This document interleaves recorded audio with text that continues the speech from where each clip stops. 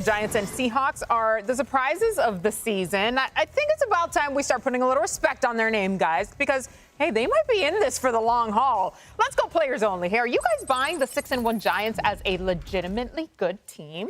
I'm buying them in, Jay. I don't know about everybody else, but David, they're 6-1, haven't been 6-1 since 2008. And everybody has a lot to say about your former team, the New York Giants. Yeah, of course, because I think the beauty about this is I think we knew, and I talked to you about this, Brian Daboll, and you had some history with him in New England, and we knew he was a good coach. And that's fun, and that's exciting. But what I saw in Buffalo was a lot of spread, and you're like, well, it's Saquon Barkley. How's he going to fit into this offense? Then he comes out and he pounds the rock. That's fine. Baldy, and he gives Daniel Jones some confidence and some hope that, man, I got you. I'm going to put you in good positions. I'm going to protect you with the nice pass protection, so we don't have to worry about you fumbling 3 or 4 times a game. And he's held onto the football. He's made good decisions for the most part. Can he play better? Absolutely, he can play better, but he's going to continue to grow. I mean, there are times when they don't even throw it to a wide receiver, as you mentioned earlier, Baldy. Like they find ways to put the ball in the end zone, and they're playing tough football. He's got a guy calling plays for him so he can be in control of the situations, because I know Belichick, that's all he was going to preach, situational football. We see young coaches struggle with that all the time, and Daboll's doing a fantastic job.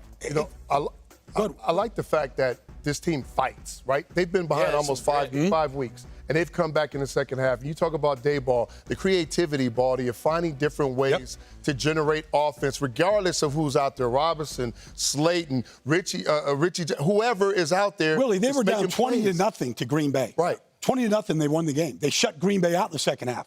Yep. So, coaching matters. Coaching it matters in this league. It's one of the great coaching jobs, because what great coaching is at any level, whether you're coaching, your kids' team, Dave, or is taking what you got, let's maximize it. Like, they're maximizing what they have. They did a good job of really fixing the offensive line for the first time. Yes, that's given Daniel Jones, he's not getting hit nearly as much. They can run the ball right now. They can shorten the game. They can win time of possession, all that stuff. But they're not beating themselves.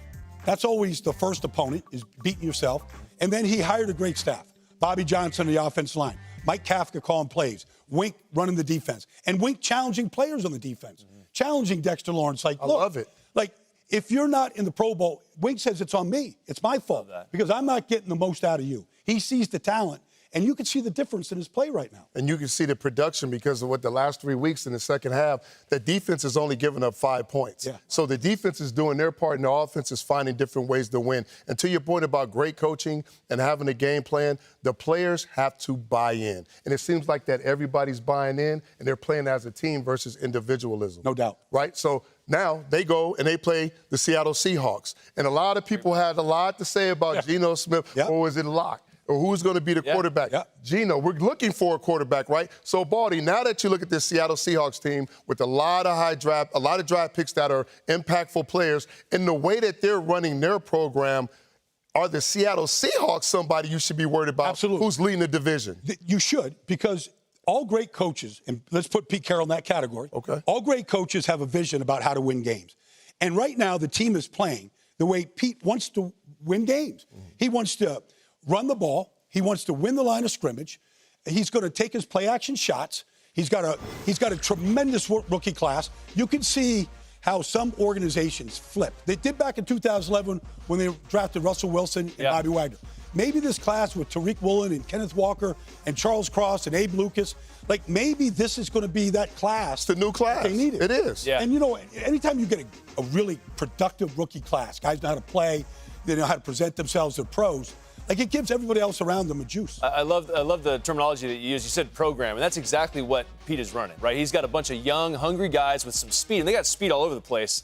And then you got a quarterback that's a little bit grizzly. Like, he's been through it. Like, Geno's been through a lot. And for him, I mean, they basically wrote him off. Like, Drew Lock, none of those guys. They didn't give anybody a chance to be the quarterback that was in the building in August. They wanted somebody else. We all talked about it. Like, is Baker Mayfield going to go there? Who's going to go play quarterback in Seattle? Can't be Geno Smith. But then, look at Geno playing fantastic football. Like, if you just swapped the nameplate off of Geno Smith and Russell Wilson, you'd say so. You'd be candidate. You can say it. You'd be saying if Russell Wilson was doing this with the Seattle Seahawks, we'd be talking about MVP, right? But because it's Geno, we're like, well, when's it going to happen? Like, when's he going to?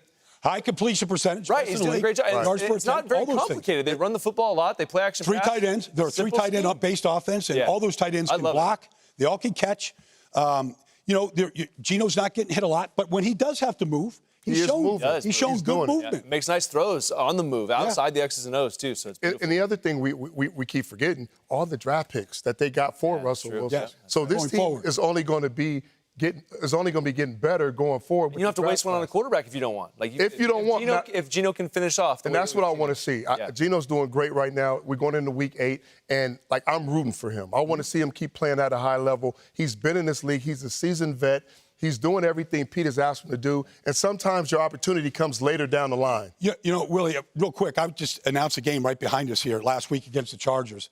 I mean, they ran the Chargers out of their own gym. Yeah. Like as an organization, a team, production, the way that they execute, they ran the Chargers right out of their gym.